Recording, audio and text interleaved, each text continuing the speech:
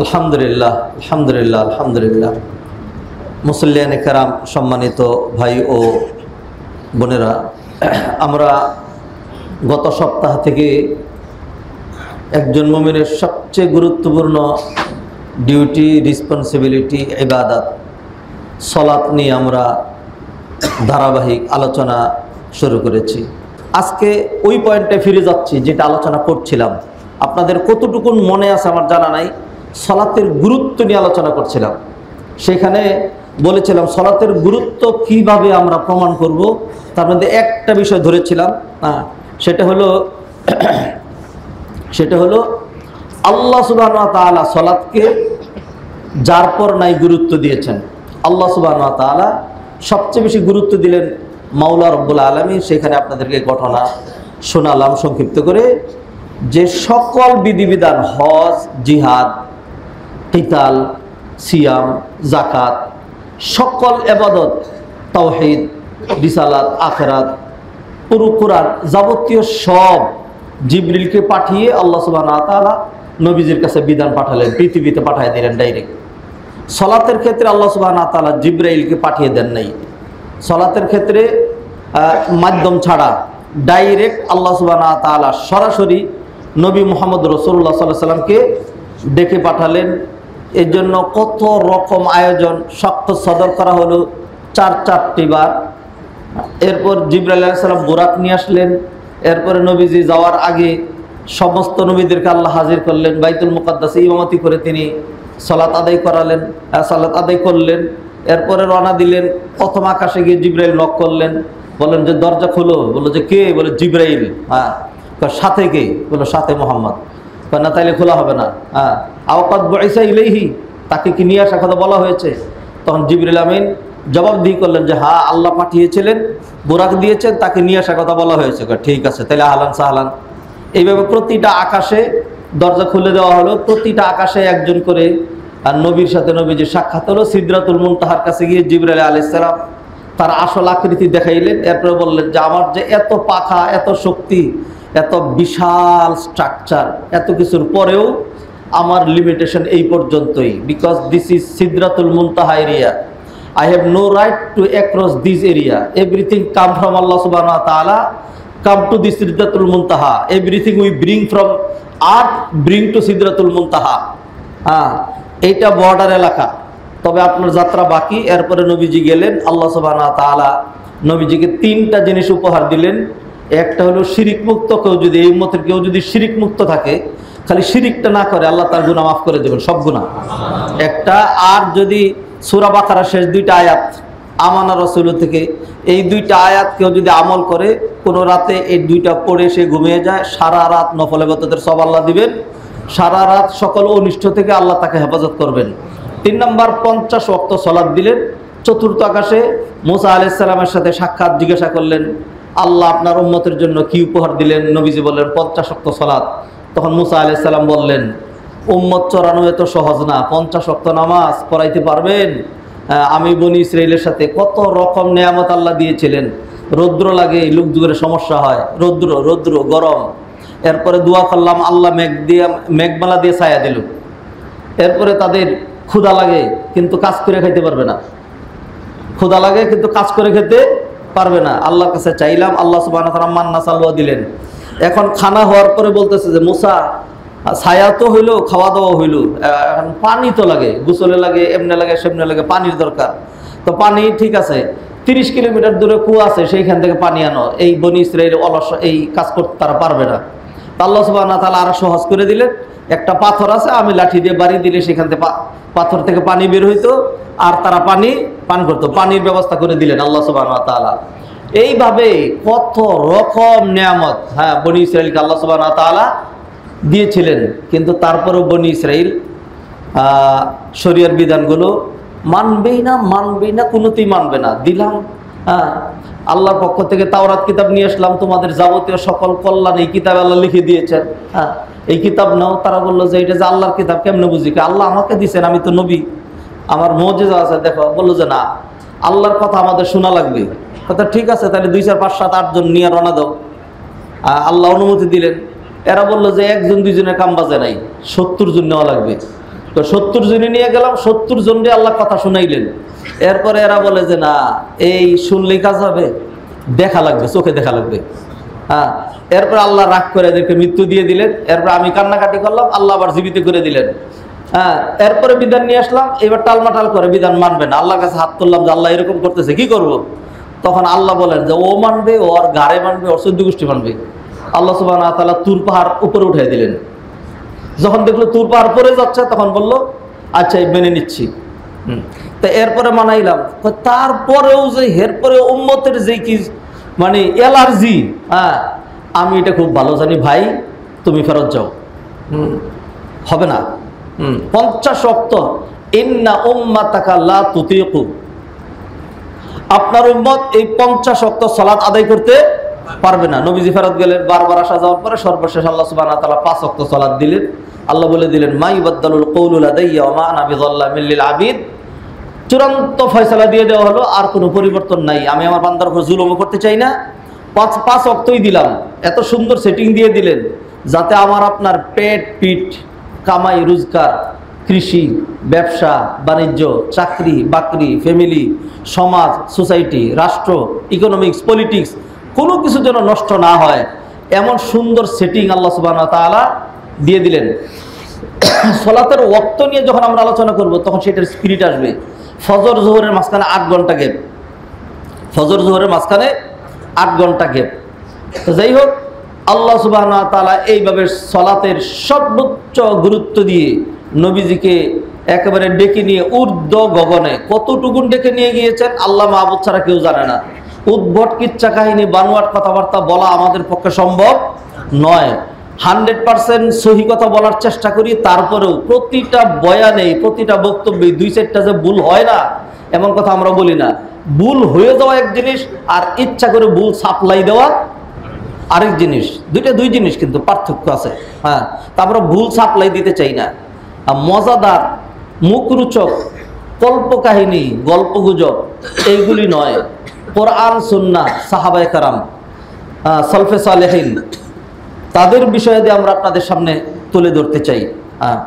আমরা ফ্রেশ ইসলাম, মক্কা মদিনার ইসলাম, মক্কা মদিনায় যে ইসলাম এসেছিল সেইটার কথা বলি। ভারতীয় ইসলামের কথা আল্লাহর হস্তে আবারও বলছি, এক্সট্রিমলি সরি, ভারতীয় ইসলামের কথা বলি না, আমার জবাই করলে বলবো না। হ্যাঁ, আপনারা যেটা চান যে ভারতীয় ইসলাম এইখানে কি আছে, ওই পর্যন্ত কি আছে, এই পর্যন্তই চাই, না না, ওইটা হবে না, আমাকে দিয়ে হবে না। কারণ হইল আল্লাহ সুবহানাহু ওয়া তাআলা এই কোরআনটা ওইখানে নাজিল করেন নাই, এবং নবীজিও সেই গ্যারান্টি দেন নাই। নবীজি বললেন ইন্নাল ঈমানা, যাদের অ্যালার্জি হয় শুনলে তারা শুনেন, নবীজির হাদিস শুনেন। ইন্নাল ঈমানা লা ইয়ারিজু ইলাল মাদিনা, লা ইয়ারিজু ইলা মক্কা, সেটার হাদিসও আছে। ইন্নাল ঈমানা লা ইয়ারিজু ইলাল মাদিনা কামা তারিজুল হাইয়াতু ইলা জুহরিহা, ঈমান তার লেজ গুটিয়ে আবার মদিনায় গিয়ে সীমাবদ্ধ হয়ে যাবে। কামা তারিজুল হাইয়াতু ইলা জুহরিহা, সর্প যেরকম আদার গ্রহণের জন্য বেরিয়ে যায়, ঘোরাগাড়ি করে আবার সে তার গর্তে ফিরে আসে। মদিনা থেকে ইসলাম সারা বিশ্বে বেরিয়ে গিয়েছে, আবার বিশ্বের কোথাও, Bangladesh, Pakistan, Afghanistan, Malaysia, Indonesia, Morocco, Tunisia, মিশর, কোথাও ইসলাম থাকবে না। কিন্তু লাস্ট পর্যন্ত আল্লাহ সুবহানাহু ওয়া তাআলা ইসলামের হেফাজত করবেন, মক্কা মদিনায় থাকবে। দাজ্জাল সারা বিশ্ব চষে বেড়াবে, মক্কা মদিনায় ঢুকতে পারবে না, আল্লাহ সেটাকে হেফাজত করবে। সেই জন্য সেই ফ্রেশ কথাটা, সেই দলিল ভিত্তিক সহি কথাটা বলতে চাই। আল্লাহ সুবহানাহু ওয়া তাআলা আমাদেরকে মক্কা মদিনার ফ্রেশ ইসলাম মানে কোরআন এবং হাদিসের ইসলাম, সহি ইসলাম, নবীজি যেটা দিয়ে গিয়েছেন 1500 বছর আগেরটা, মাঝখানে আমাদের ওলামায়ে কেরাম নিজেদের মন মতো যা যা সুবিধার জন্য বাড়িয়েছেন, ব্যবসা বাণিজ্য, পেটনীতি, কূটনীতি ঠিক রাখার জন্য যা যা ঢুকেছে, সেগুলো নয়। দীর্ঘদিন থেকে মাপা পাপে নেই, মাপজুক নাই, বিদায় আমার ঘর আপনার জমিনে চলে গেছে, আপনার বারান্দা আমার ঘরের ভিতরে চলে আসছে। এখন যখন আমিন এনে যখন জমিন টান দিলাম, টান দেওয়ার পরে দেখা যায় আপনি 2 হাত ওইদিকে যেতে হবে, আমি 2 হাত এদিকে আসতে হবে। এখন এটা হলো অথেন্টিক মাপ, সেটা আপনাকে মেনে নিতে হবে। হ্যাঁ, তো কোরআন সুন্নাহ আমাদেরকে যেটি বলছে, নবীজিও বলে গেছেন তারাকতু ফীকুম আমরাইন, তোমাদের কাছে 2টো জিনিস রেখে গেলাম, এই 2টাই আমাদের মানদণ্ড, এই 2টার কথাই আমরা বলি। আল্লাহ আমাদের তৌফিক বাড়াইয়া দেন, মৃত্যুর আগ পর্যন্ত যেন কোরআন সুন্নাহ ধরে থাকতে পারি, আল্লাহ সুবহানাহু ওয়া তাআলা কবুল করেন। হাজিরানে মাজলিস, সালাতের গুরুত্ব নিয়ে আরো কিছু কথা না বললেই নয়। আরো কিছু কথা। এরপরে তহারাত থেকে, তহারাতের জন্য ফুল প্রস্তুতি আলহামদুলিল্লাহ।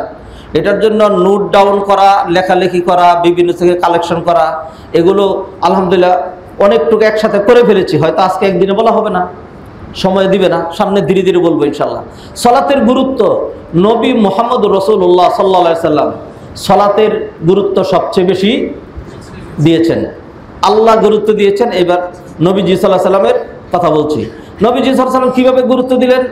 নবীজি সাল্লাল্লাহু আলাইহি সাল্লাম জীবনে সলাত কাজা করেন নাই, সলাত বাদ দেন নাই। মৃত্যুর আগে দিয়ে নবীজি সাল্লাল্লাহু আলাইহি সাল্লাম যখন এমন অবস্থা হয়ে গেল, যে তিনি আর উঠে বসতেই পারছেন না, ধরে তুললে তিনি আবার পড়ে যাচ্ছেন, তখন সলাতের সময় তখন নবীজি সাল্লাল্লাহু আলাইহি সাল্লাম বললেন, মুরু আবা বাকরিন ফালিউসাল্লি বিন নাস, আবু বকরকে বলো মানুষকে নিয়ে যেন জামাতে সালাত আদায় করে দেয়। আমি আসতে পারছি না, কিন্তু সালাত বাদ দেওয়ার কোনো সুযোগ। সাহাবায়ে অপেক্ষা করলেন, অপেক্ষা করতে থাকলেন। নবীজি বললেন, মুরু আবা বাকরিন ফালিউসাল্লি বিন নাস, আবু বকরকে বলো সবাইকে নিয়ে সালাত আদায় করে দিতে। আবু বকর রাদিয়াল্লাহু তাআলা আনহু অবশেষে সালাত আদায় করছেন, ইমামতি করছেন। নবীজি সাল্লাল্লাহু আলাইহি সাল্লাম তখন পেরেশান হয়ে গেলেন, আহা সালাত শেষ হয়ে যাচ্ছে, আমি পারছি না, আমাকে পারতেই হবে। এরপরে দুইজনকে বলেন, আমাকে ধরো, একটা হাত তোমার কাঁধে রাখো আর একটা হাত তোমার কাঁধে রাখো।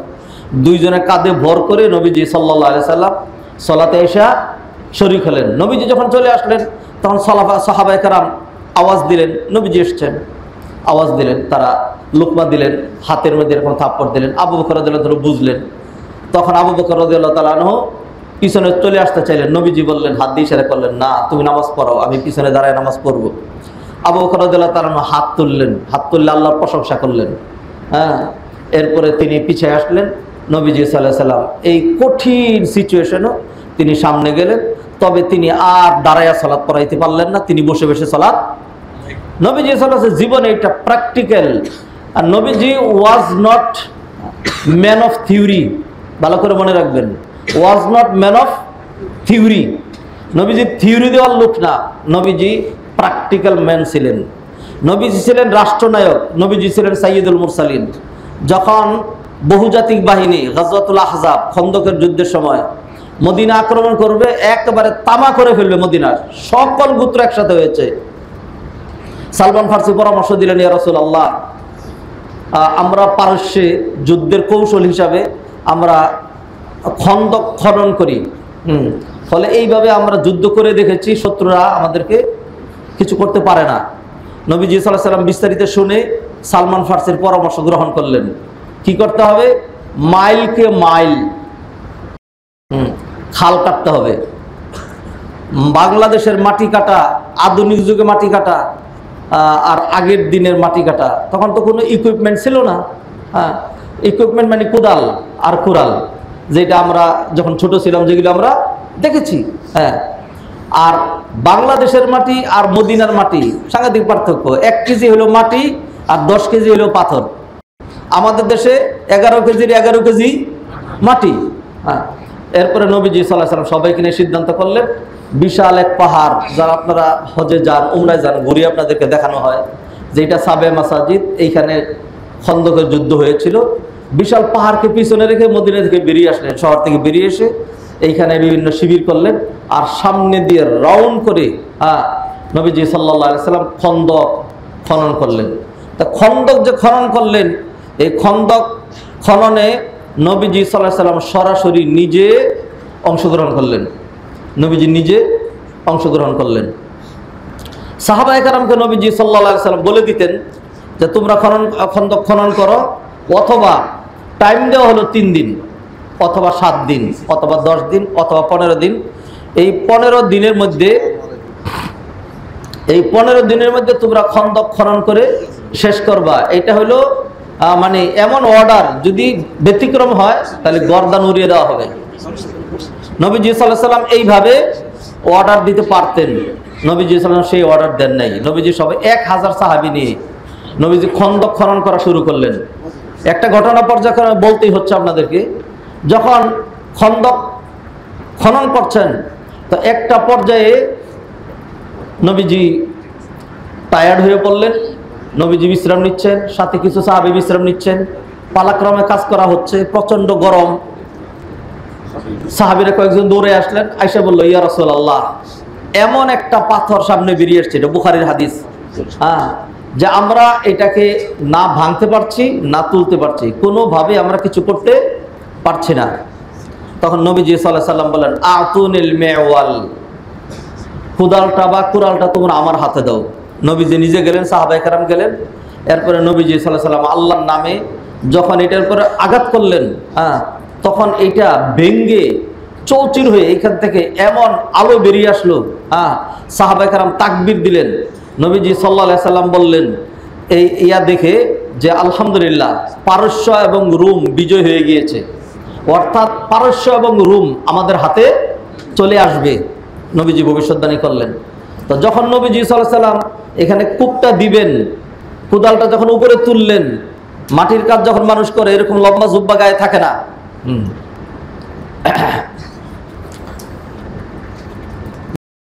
মেহরবানি করে খুতবার সময় কোনো রকম সাইড টকিং বাচ্চাদেরকে অথবা কোনো এদিক সেদিকে করবেন না, তাহলে আপনার সালাতটা নষ্ট হয়ে যাবে। মেহরবানি করে খুতবার সময় সবার জন্য দৃষ্টি আকর্ষণ করছি, একদম কোনো কথাবার্তা আমরা না বলি। খুতবা শোনা ওয়াজিব। নবীজি সাল্লাল্লাহু আলাইহি ওয়াসাল্লাম যখন কোদালটা উপরে তুললেন, তখন হয়তো গেঞ্জি জাতীয় কোনো কাপড় তখন যেটা ছিল, এটা পেটের মধ্যে ছিল, এটা উপরে উঠে গেল। জাবের রাদিয়াল্লাহু তাআলা আনহু, এই হাদিসের বর্ণনাকারী, তিনি দেখেন নবীজি সাল্লাল্লাহু আলাইহি ওয়াসাল্লামের পেটের মধ্যে একটা পাথর বাঁধা, পেটটা পিঠের সাথে একেবারে চেপে লেগে গেছে। জাবের রাদিয়াল্লাহু তাআলা বুঝতে বাকি নাই যে নবীর পেটে কিছুই নাই। এই ক্ষুধা নিয়ে সাইয়্যিদুল মুরসালিন, রাহমাতুল লিল আলামিন, খাতামুন নবিয়্যিন, সাইয়্যিদুল সাকালাইন, তিনি আমাদের সাথে কাঁধে কাঁধ মিলে মাটি কাটার মতো, খন্দক খনন করার মতো কঠিন কাজটা তিনি করছেন। জাবের রাদিয়াল্লাহু তাআলা আনহু খুব মানে মনে কষ্ট পেলেন, নবীজিকে বললেন, ইয়া রাসূলুল্লাহ, আমাকে কি একটু ছুটি দেওয়া যায়, অল্প কিছু সময়ের জন্য বাড়িতে যাবো আর আসবো, ওই বাড়ির কাছেই। নবীজি বললেন, ঠিক আছে যাও। সে গিয়ে তার স্ত্রীকে ঘটনা বলার পরে বলল, আছে কি বলো। খোঁজাখাজি করে 1 সা পরিমাণ জব বের করলেন, 2 কেজি সা, আর একটা বকরির বাচ্চাই তাদের ছিল, একটা বকরির বাচ্চাই। তো তিনি এটাকে জবাই করলেন, গোশত তৈরি করলেন, পাতিলে উঠাই দিলেন, আর তার স্ত্রী এটাকে জাতা দিয়ে পিষে খামির করলো। তার স্ত্রী খুব বুদ্ধিমতী ছিল, বলে দিল যে শোনো, তুমি নবীকে আলাদা ডেকে এনে বলবা যে আমাদের এইটুকুন, অতএব তাল আনতা ওয়া রাজুলুন আও রাজুলানি মাক, ও আল্লাহর রাসূল, আপনি আসেন আর আপনার সাথে 1-2 জন, আমাদের এইটুকুন আয়োজন। নবীজি সাল্লাল্লাহু আলাইহি সাল্লাম ঘোষণা দিলেন, ও আনসার, ও মুহাজির, ও মুজাহিদরা, ওহুম ইয়াউমাইদিন আলফুন, হাদিসে বলে দেওয়া হচ্ছে সেদিন তাদের সংখ্যা ছিল 1000। চলো জাবেরের বাড়িতে আমাদের খাবারের দাওয়াত। জাবের রাদিয়াল্লাহু তাআলা আনহুর সুপ্রসন্ন হৃদয়টা একেবারে সংকুচিত হয়ে গেল। এখন তিনি লজ্জায় মানে কি যে করবেন বুঝতে পারছেন না। নবীজি বুঝলেন, নবীজি বললেন, জাবের, একটা কাজ করো, তুমি দৌড়ায় বাড়িতে যাও, গিয়ে তোমার স্ত্রীকে বলো গোশত যেমনি আছে এমনি চুলার উপরে থাকবে, আর খামিরগুলো যেমন আছে অমনি থাকবে, তার কিচ্ছু করা লাগবে না, হাত্তা আতি, যতক্ষণ আমি না আসি। নবীজি সাহাবায়ে কেরামকে নিয়ে দায়িত্ব বুঝাই দিলেন। একদলকে বললেন, তুমি পাতিলটা অল্প একটু খুলবা, গোশত বের করে দেবা, পরিবেশন করবা, আর তুমি এখান থেকে খামির চিপতেই থাকবা, তোমরা 2-3 জন রুটি বানাইতেই থাকবা, দিতে থাকবা। আল্লাহ সুবহানাহু ওয়া তাআলা বারাকা দিলেন, 1000 মানুষ খেলেন, নবীজিও পরিতৃপ্ত হলেন। এরপরে নবীজি বললেন, ও জাবের, যে খানাটুকুন আছে আমরা চলে যাচ্ছি, তুমি তোমার স্ত্রীকে নিয়ে খাওয়া দাওয়া করে এরপরে তুমি আইসো। সুবহানাল্লাহ। এই মুজিজার ঘটনা শোনানোর জন্য নয়, বুঝানোর জন্য যে নবীজি সাল্লাল্লাহু আলাইহি সাল্লাম কতটা প্র্যাকটিক্যাল ম্যান ছিলেন। থিওরি দিয়ে ক্ষান্ত হন নাই, উম্মতরা তোমরা এটা করো, বদরের যুদ্ধে যাও, তোমরা গিয়ে যুদ্ধ করো, আমি কেন যুদ্ধে যাব, সেটা নয়। নবীজি সাল্লাল্লাহু আলাইহি সাল্লাম নিজে যুদ্ধে গেলেন। উহুদের যুদ্ধের বর্ণনা কি জানেন? উহুদের যুদ্ধে নবীজির মাথার খুলি ভেঙে ভিতরে ঢুকে গেল, দাঁত 2-3টা পড়ে গেল, অবস্থা এত জটিল হলো, যুদ্ধের ময়দানে সংবাদ ছড়িয়ে বলল নবীজি নাই, নবীজি মারাত্মক আহত হলেন। তাহলে কি দেখাইলাম যে এই ধরনের জটিল সিচুয়েশনে নবীজি সাল্লাল্লাহু আলাইহি সাল্লাম তিনি দূরে থাকতেন না, সাহাবাদেরকে লাগিয়ে দিতেন না, নিজে সরাসরি অংশগ্রহণ করতেন। অতএব সালাত, ইবাদত, এইগুলির ক্ষেত্রে নবীজি কেমন? নবীজি আমাদেরকে কি বলছেন? মানে নফল নামাজ পড়ার জন্য, সলাতে গুরুত্ব দেওয়ার জন্য নবীজি এক হাদিসের মধ্যে বললেন, আফসুস সালাম ওয়া আতইমুত তাম সাল্লু বিল্লাইলি ওয়ান নাসু নিয়াম তাদখুলুল জান্নাতা বিসালাম। ব্যাপক হারে সালাম দিবে, খানা খাওয়াবে, আর হলো মানুষ যখন ঘুমিয়ে থাকে তখন কিছু নামাজ আদায় করবে, তাইলে জান্নাতে যেতে পারবে বিসালাম, নিরাপত্তার সাথে। এটা নবীজি থিওরি দিলেন, বললেন। আর প্র্যাকটিক্যাল অবস্থা নবীজির কি ছিল? নবীজি যখন সলাতে দাঁড়িয়ে যেতেন তখন দাঁড়িয়ে থাকতে থাকতে থাকতে থাকতে পা দুটে ফুলে এরকম হইতো, হাত্তা তাতাওয়াররামা কাদামাহু হাত্তা তাতাফাত্তারা কাদামাহু। নবীজির পা যেন টুকা দিলেই রক্ত বেরিয়ে আসবে, পা যেন ফেটে রক্ত বেরিয়ে আসবে, অবস্থা এরকম। সাহাবায়ে কেরাম বলতেন, ইয়া রাসূলুল্লাহ, আল্লাহ কি আপনার আগে পরে সকল গুনাহ মাফ করে দেননি? নবীজি বলেন, হ্যাঁ দিয়েছে। তাইলে এত এরকম পাগলামি করে এত বেশি ইবাদত কেন করেন, এত কেন দাঁড়িয়ে থাকেন, নিজেকে আপনি শেষ করে দিবেন? নবীজির উত্তর কি? সাদামাটা উত্তর। নবীজি বলেন, আফালা আকুনু আবদান শাকুরা, আমি কি আল্লাহর কৃতজ্ঞ বান্দা হব না? সুবহানাল্লাহ। তো সেই জন্য বলছিলাম, নবীজি সাল্লাল্লাহু আলাইহি সাল্লাম সালাতের গুরুত্ব কিভাবে দিলেন তিনি দেখাইয়া দিলেন। ঠুনকো অজুহাতে একটু ঘুম ধরেছে, ঘুমে ছাড়ছে না, গাটা একটু গরম হয়েছে, পায়ে একটু উষ্টা খেয়েছি, নাক দিয়ে একটু পানি আসছে, অবস্থা হলো এরকম যে এমনি নাচুই না বুড়ি, আবার পড়ছে ডুলে বাড়ি, এমনি মসজিদে যাই না, তার মধ্যে আবার আল্লাহ গা গরম হয়েছে, এখনকার মসজিদে যাওয়া যায়, হাসি আসতেছে, এখনকার মসজিদে যাওয়া যায়, মসজিদে যাওয়া বাদ দেই। আর নবী মুহাম্মদুর রাসূলুল্লাহ সাল্লাল্লাহু আলাইহি ওয়াসাল্লাম প্রাণান্তকর চেষ্টা করলেন, উঠে তিনি বসতেই পারলেন না। সর্বশেষ বললেন, আবু বকরকে বলো সালাত আদায় করে দিতে। এরপরেও তিনি ঘরে বসে থাকতে পারলেন না, সালাতে গিয়ে হাজির হলেন। সর্বশেষ অবস্থা যেটা হলো, সেই সালাতের দায়িত্ব তাকেই নিতে হলো, তাকেই ইমামতি করতে হলো। সুবহানাল্লাহ। নবীজি সাল্লাল্লাহু আলাইহি ওয়াসাল্লাম যখন দুনিয়া থেকে চলে যাচ্ছিলেন, খুব কঠিন সিচুয়েশন, এগুলির বর্ণনা লাগে, কিছু না দিলে হয় না, আবার সময় কুলায় না, কি করব, কোন দিকে যাব। কাপড় হইল খাটো। মুসআব ইবনে উমাইর উহুদের যুদ্ধে যখন শহীদ হলেন, তখন তার কবরস্থ করা হবে, মুজাহিদদের যার গায়ে যা আছে সেটা দিয়ে করা হবে, তাদের আলাদা কোনো গোসল টোসল নেই, নতুন কাফনের কোনো কাপড় নাই। এটা হলো মুজাহিদদের সিস্টেম, শহীদের সিস্টেম এটা। তো মুসআব ইবনে উমাইরের ক্ষেত্রে সাহাবায়ে কেরাম দৌড়ে আসলেন, আয়েশা বললেন, ইয়া রাসূলুল্লাহ, মুসআব ইবনে উমাইরের কি করব? সবাই চোখের পানি ছেড়ে দিয়েছেন, এত বড় লোক মানুষ, দিনের জন্য সব ত্যাগ করেছেন, আজকে তার গায়ে যে সম্বলটা আছে এটা দিয়ে যদি আমরা তার মাথা ডাকি তাহলে তার পা খুলে যায়, আর যদি পা ডাকি তাহলে তার মাথা খুলে যায়। নবীজি বললেন, তার মাথাটাই ঢেকে দাও আর পায়ের উপরে খড়কুটা দিয়ে দাও, কারণ কাপড় হইল 2.5 হাত, মানুষ হইল 3.5 হাত, পুরাটা তো ঢাকা সম্ভব না। তো যাই হোক, আমরা অনেক লম্বা করে খুতবা দিই, তারপরেও যেহেতু আমাদের দিন জানার সময়, সুযোগ, স্টাডি কারিকুলাম নাই, ছিল না। আমাদের দেশের যে কারিকুলাম খুব ভালো করে জেনে রাখেন, ভালো করে জেনে রাখেন, এই ইংরেজ, ব্রিটিশ, বেনিয়া, আমাদের শত্রু যারা, তাদের দাঁড় করানো যত ইসলাম ছিল, মসজিদ কেন্দ্রিক ছিল মুসলিম সমাজ, কত ভালো ছিল সেটা কল্পনাই করতে পারেন না। মাদ্রাসা কেন্দ্রিক ছিল মুসলিম সমাজ, এবং কোনোদিন তাদের কালেকশন করার দরকার হতো না, মানুষের কাছে হাত পাতার দরকার হতো না, একেবারে এস্টাবলিশড, এগুলি খুবই মানে উন্নত মানের ছিল। তারা ধীরে ধীরে সেখান থেকে সংকুচিত করতে করতে সরাইতে 250 বছরে এমনভাবে সাজাইয়া শিক্ষা ব্যবস্থা, মসজিদ মাদ্রাসাগুলোকে কোনো রকম ইবাদতখানা এবং একটা নিরীহ শ্রেণীর কিছু মানুষের জায়গা ছাড়া ভালো মানুষ, সমাজের পরিচিত মানুষ, অথবা সমাজের স্মার্ট, তথাকথিত স্মার্ট লোক যারা, এদের হলো পুরো দুনিয়াটা। আর যারা ব্যাকডেটেড, এটা তথাকথিত তাদের ভাষার কথা বলছে, আমার কথা বলছি না, যারা সলাতে আসে তাদের চাইতে বেশি স্মার্ট আর কেউ নাই। আমি এটা কোরআন হাদিস দিয়ে প্রমাণ করবো যখন তহারাত আলোচনা করব। ইসলাম কতটা রুচির ধর্ম, ইসলাম পরিচ্ছন্নতা, পবিত্রতার জন্য কতগুলো দিক, এগুলো আমি নোট ডাউন করেছি, আছে এগুলো। তখন আপনি দেখবেন যে প্রকৃত স্মার্ট কাকে বলে, আপনি সেটা দেখবেন। তো এইভাবে অবস্থা এমন হয়েছে যে ইসলামের কোনো কিছুই নাই। সেই জন্য যখন একটা আলোচনা করতে যাই তখন মনে হয়, আরে এইটা তো আমার ভাইরা জানে না, এটা তাদেরকে বলা দরকার। সালাতের ভিতরে কতটা জায়গায় দোয়া করা যায়, সালাতের ভিতরে কতটা জায়গায় দোয়া করা যায় আমার ভাইরা জানে না। জানে না। এবং আমরা যারা আছি আমরা এটা শিখাই না, কারণ আমারও তো কিছু বিজনেস এটা চালু রাখা লাগবে, আমরা শিখাই না।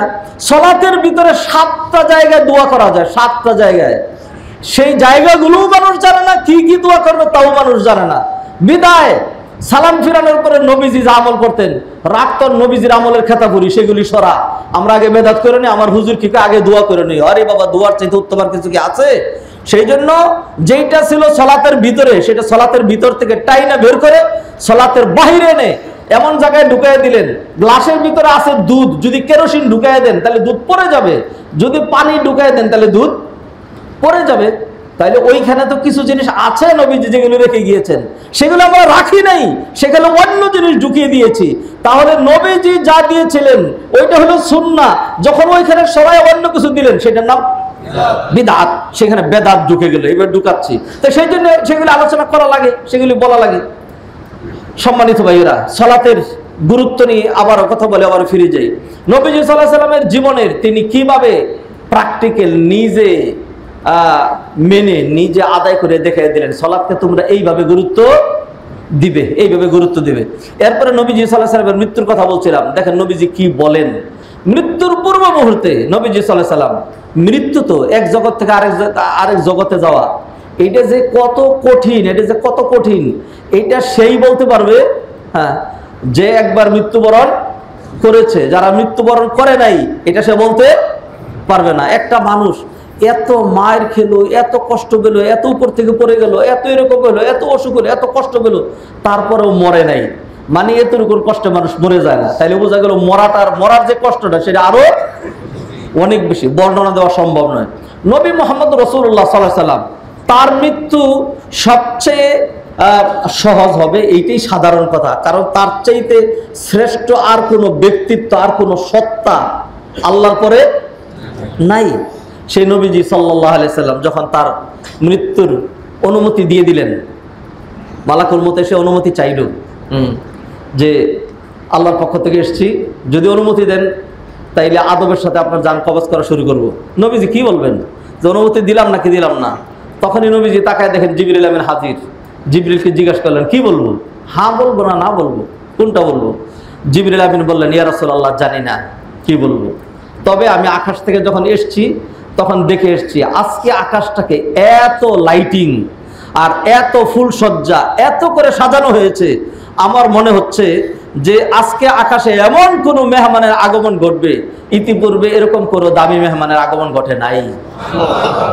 হ্যাঁ, তখন নবীজি সাল্লাল্লাহু আলাইহি ওয়াসাল্লাম অনুমতি দিয়ে দিলেন। মালাকুল মউত আস্তে আস্তে আদবের সাথে জান কবজ করা শুরু করলো। নবীজি সাল্লাল্লাহু আলাইহি ওয়াসাল্লাম দেখলেন তন্ত্র মন্ত্রগুলো, রন্ত্র সেগুলো সব ছিঁড়ে যাচ্ছে। নবীজি সাল্লাল্লাহু আলাইহি ওয়াসাল্লাম সহ্য করতে পারলেন না। একটা মাটির পাতিলের মধ্যে পানি রাখা ছিল, তিনি বারবার হাতটা সেখানে ঢুকিয়ে দিচ্ছিলেন, আর ওই ভিজে হাতের চেহারাটা শরীরটা মাসেহ করছিলেন, আর তিনি বলছিলেন ইন্না লিল মাউতি লাসাকারাত, ইন্না লিল মাউতি লাসাকারাত, নিশ্চয়ই মৃত্যু যন্ত্রণা ভয়ানক কঠিন, মারাত্মক কঠিন। এইভাবে নবীজি সাল্লাল্লাহু আলাইহি ওয়াসাল্লাম মৃত্যুর বর্ণনা দিচ্ছিলেন। নবীজি চলে যাবেন, চলে যাচ্ছেন, হ্যাঁ, কঠিন অবস্থায় আছেন।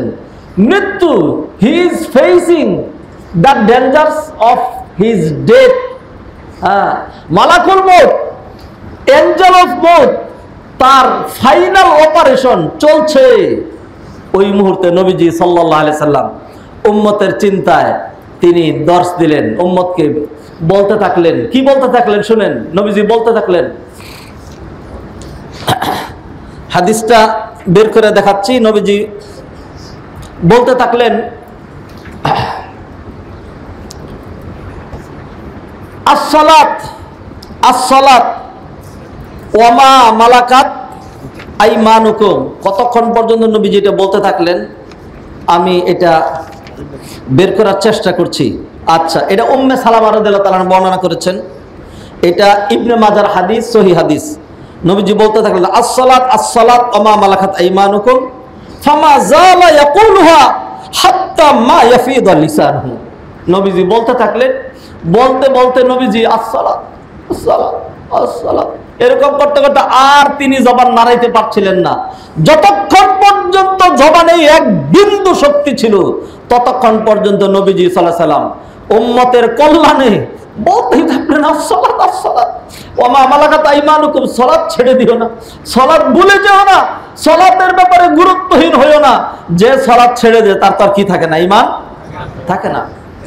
তাহলে নবীজি সাল্লাল্লাহু আলাইহি সাল্লামের মৃত্যুর মুহূর্তে এটা। আর এর আগে তো নবীজি কি বলেছেন? নবীজি বলছেন বাইনাল ঈমানি ওয়া বাইনাল কুফরি ওয়াশ শিরকি তারকুস সালাহ, একজন ঈমানদার আর একজন বেঈমান, এই দুইয়ের মাঝখানে পার্থক্য হলো সালাত।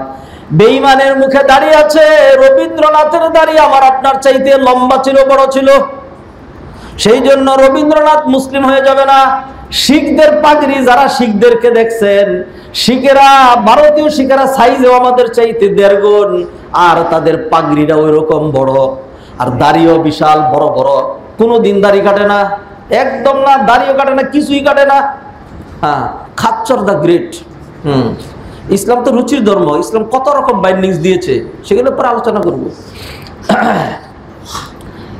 তাহলে দেখলে আপনি দুঃখা খেয়ে যাবেন, বলবেন যে আল্লাহ এত বড় হুজুর, আজকে বাইতুল মুকাররমের জুমা উনি পড়াবেন।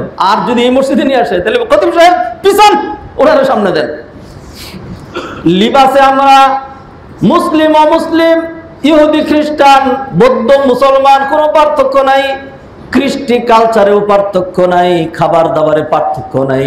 তারা যেরকম 2 নাম্বারই করে, আমরা 3 নাম্বারই পর্যন্ত করি। সব দিক দিয়া আমরা একজন আরেকজনের সাথে মিলিয়ে গিয়েছি। গান বাজনা, জিনা বেবিচার, পর্ন পিকচার, উল্টা পাল্টা মারামারি কাটাকাটি, হানাহানি, হিংসা বিদ্বেষ, যাবতীয় যা আছে এইগুলি দিয়ে পার্থক্য নাই। সেই জন্য নবীজি বলে দিলেন বাইনাল ঈমানি ওয়া বাইনাল কুফরি ওয়াশ শিরকি তারকুস সালাহ, ঈমানদার এবং বেঈমানের মাঝখানে পার্থক্যকারী বিষয় মাত্র একটা, সেটা হলো সালাত। সেটা কি? মৌলিক পার্থক্য এটা না মিয়া, মৌলিক পার্থক্য আরেকটা। মৌলিক পার্থক্য হলো ঈমান। মৌলিক পার্থক্য কি? ঈমান। কিন্তু ঈমান কলবের বিষয়, ঈমান দেখা যায় না, ঈমান দেখা যায় না। সেই জন্য নবীজি সাল্লাল্লাহু আলাইহি ওয়াসাল্লাম সালাতের কথা বলেছেন। কারণ হলো অন্য সকল কাজ, আপনি যাকাত দেন, আপনি যাকাত দেন, মানুষের উপকার করেন, হ্যাঁ করেন। যখন কক্সবাজারে রোহিঙ্গারা আসলো, তখন সেখানে আমরা এই মসজিদ থেকে লক্ষ লক্ষ টাকা কালেকশন করে সেখানে বিতরণ করেছি। আপনি দেখবেন বাংলাদেশের এরকম মসজিদগুলো থেকে যায়, এবং বিশেষ করে যারা দিনদার শ্রেণীর, এরা মানুষের বিপদের সময় চাপাইয়া পড়ে, প্রচুর কাজ করে। আমাদের সরকারি ওয়েতে এত সাহায্য সহযোগিতা হয় না। পাবলিক এবং বিশেষ করে দিনদাররা, মাদ্রাসার হুজুররা, ছাত্ররা, তারা যেই পরিমাণ ঝাঁপায় পড়ে, বিশেষ করে আপনি আস-সুন্নাহ ফাউন্ডেশন ট্রাস্ট, তারা যেই পরিমাণ কাজ করে, এটা রাষ্ট্রীয় ইয়াকেও ছাড়িয়ে যায়, মানুষ তাদেরকে দেয়।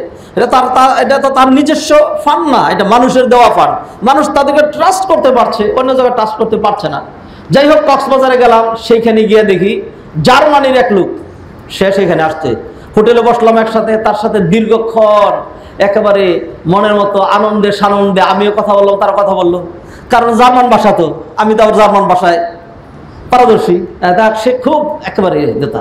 সে এখানে চলে এসছে, কয়েকদিন পরে তার ওয়াইফ আসছে, সে কয়েকবার করে গেছে, আসতেছে, এইখানে সে থাকবে বহুদিন। কিসের জন্য?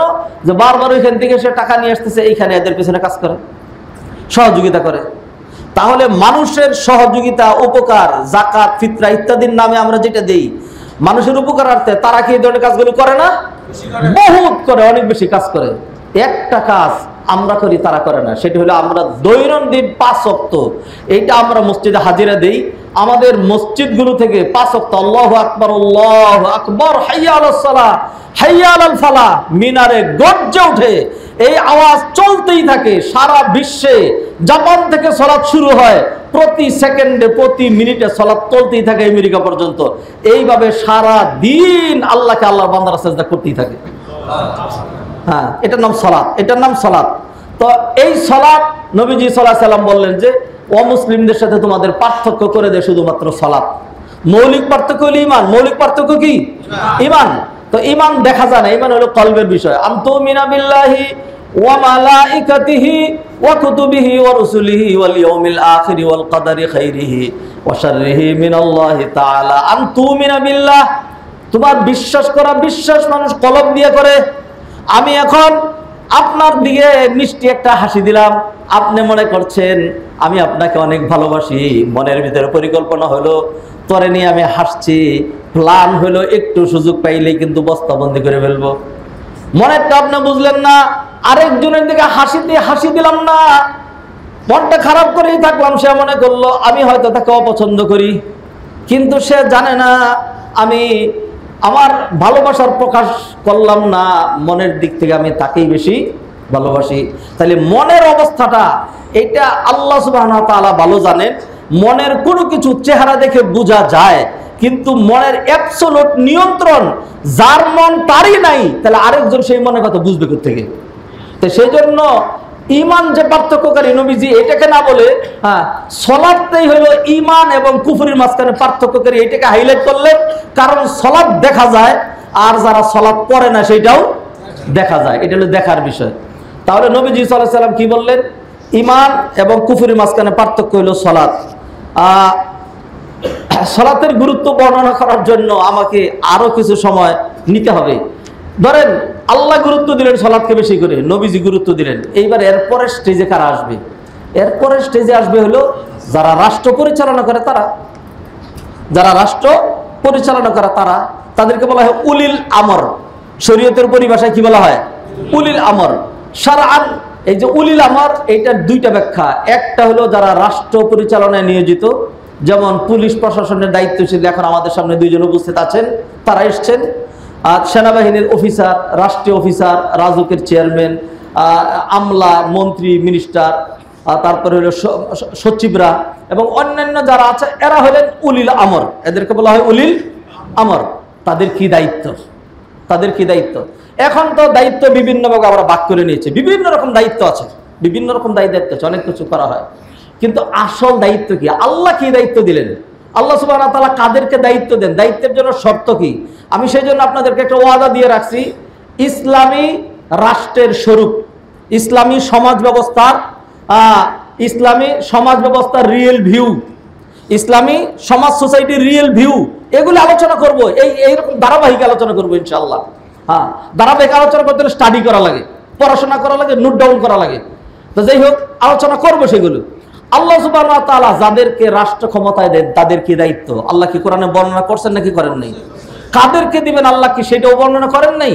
আল্লাহ সেটাও করেছেন। আল্লাহ বলছেন ওয়াদাল্লাহুল্লাযীনা আমানু মিনকুম ওয়া আমিলুস সালিহাতি লা ইস্তাখলিফান্নাহুম ফিল আরদ কামা ইস্তাখলাফাল্লাযীনা মিন ক্বাবলিহিম ওয়া লা ইউমাক্কিনান্না লাহুম দীনাহুমুল্লাযী ইরতাদা লাহুম ওয়া লা ইউবাদদিলান্নাহুম মিন বা'দি খাউফিহিম আমনা ইয়াবুদুনানি লা ইউশরিকুনা বি শাইআ। এই আয়াতের মধ্যে আল্লাহ কিছু শর্ত বলেছেন, এই শর্তগুলো ফিরাপ করলে আল্লাহ তাদের রাষ্ট্র ক্ষমতা দিবেন। আয়াত তেলাওয়াতের মধ্যে খান্ত অনুবাদের দিকে যাওয়ার মতো সময় নেই। তবে আল্লাহ যাদেরকে ক্ষমতা দিবেন তারা কি করবে? এবার আল্লাহ অন্য আয়াতে বললেন আল্লাযীনা, খেয়াল করবেন, আল্লাযীনা ইম্মাক্কান্নাহুম ফিল আরদ আকামুস সালাতা ওয়া আতাউয যাকাতা ওয়া আমারু বিল মারুফি ওয়া নাহাউ আনিল মুনকার।